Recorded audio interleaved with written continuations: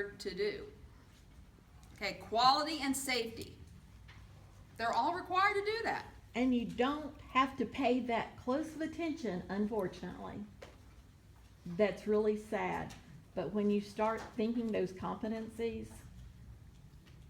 you're just like, oh my goodness. Oh my goodness. And you'll see it every day. You're not gonna have any trouble at all filling that out. You don't really want to work someplace where you're always in the news about patient having bad outcomes, right?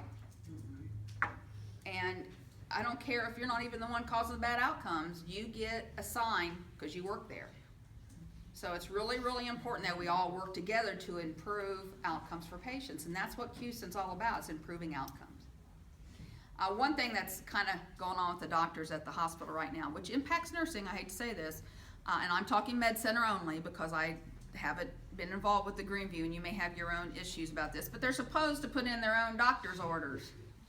Oh my God, it's like asking, but the point is, they love to tell us verbal orders, then we're supposed to go put them in, or they love to jot something down which somebody else then has to try to interpret, which they can't read. But the whole thing is, if they put their own orders in, then they would be in correctly, wouldn't they? And we could all read them because it would be in the computer. Well, lots of them now have hired advanced practice nurses to do all their work for them on the computer. So that's really what I'd want to do as an advanced practice nurse. But the point is, that is under the informatics portion of QSIN. So just keeping in mind that is a part.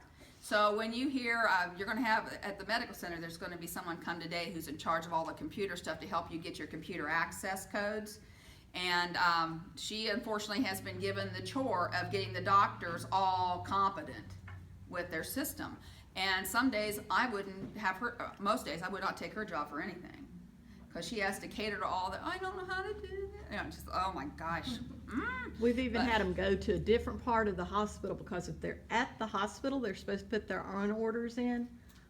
You know, it's like, we know you're in the hospital, you're calling from a hospital phone. You know, and we'll call back to ER where they don't have to put their orders in. So is everybody okay with QSIN?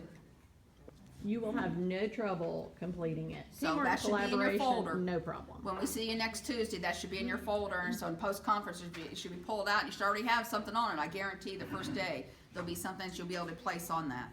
So if you keep that up weekly, we won't have to worry about that. CMS, and then I pick those up, all of us pick those up at the last meeting time, and they go in your folder. So we can go back and pull folders and say, okay, this person really didn't do that, so why did you not demerit them? So again, that's part of your clinical assignment. Never events. This is another form that you'll need to go on and print out and put into your folder that we will collect at the end of the semester.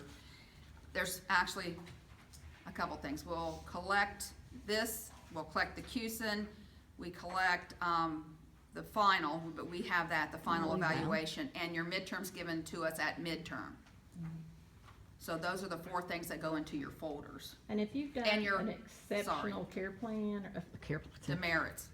Concept map or something like that, it can very well go in your folder. So keep in mind, we put all examples in there of your work because we're an accredited nursing school.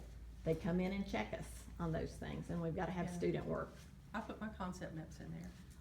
I don't put any concept maps in your folder. I put them in, I have a folder for you in my office that has all your concept maps. So the issue is we have them available in files, so everything is there if we have to, because when we get accredited, we have to have books that show that you're doing good work, that you're doing work that is improving your opportunities of passing NCLEX.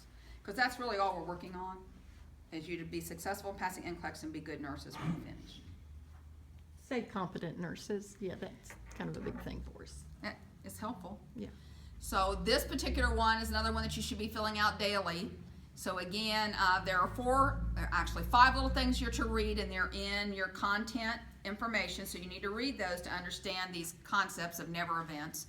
They add about 6 to 8 new never events every year, and I haven't added the new ones